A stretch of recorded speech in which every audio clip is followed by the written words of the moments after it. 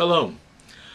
On Tisha B'Av, the fast which begins this Monday evening and will end late on Tuesday, we will once again remember the destruction of the first temple in Jerusalem in the year 586 BCE and the second temple in Jerusalem in the year 70 CE.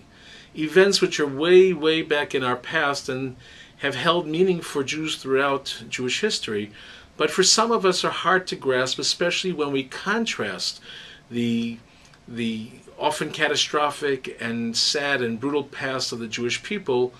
with the blessings and joys of living in the modern period where in most countries we are free to live Jewishly, and certainly in the state of Israel where we can take great pride in our accomplishments as a people connected to the modern Jewish state. That contrast for me is always a source of contemplation of my Jewishness when I get to observe Tisha B'Av in the city of Jerusalem.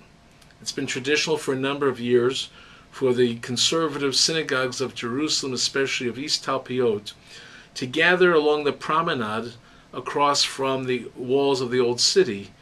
and chant the keynote, the dirges, and read Eicha, the Book of Lamentations, describing the destruction of the first temple while sitting in view of the old city of Jerusalem. It's a very meaningful and special moment. And while it's hard to conjure up what that must have been like to live through the destruction of the holiest place on earth for the Jewish people, usually I would be sitting not only amongst friends, but looking at members of Israel's younger generation, many of whom are serving in the Israeli Defense Forces, the IDF, wearing their uniforms proudly, looking at all those who have gathered who are part of the current and ongoing effort to revive the Jewish people by not only creating a Jewish state, but by enriching it with Jewish values and considering what it means to be part of that very special enterprise in the 21st century. I'm torn between those who feel the need to mourn the past and those who say what's past is past, and now we have to take pride in our present and consider the future. And so there are those who raise the question whether or not we need to continue to mourn for the Jerusalem of the past and fast on Tisha B'Av, or if in fact those days are past and we should be celebrating the fact that not only has Jerusalem been rebuilt,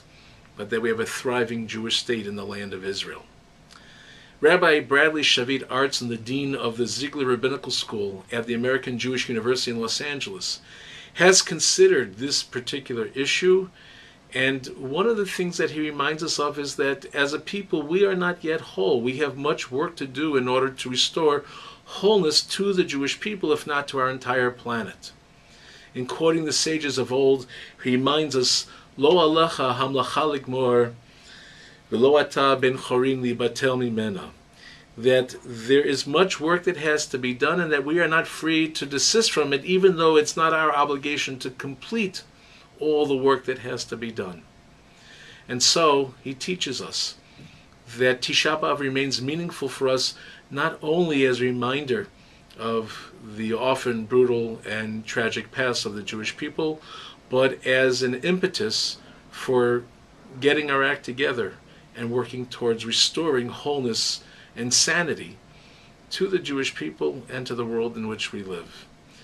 We will fix the world. We will do tikkun olam b'malchut Shaddai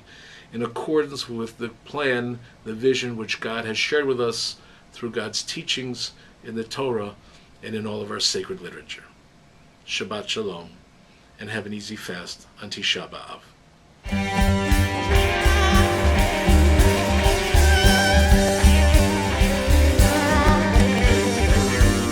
La comida la mañana la tarde la traigo atrás. La comida la mañana la tarde la traigo atrás. Que lo sepa la mi madre que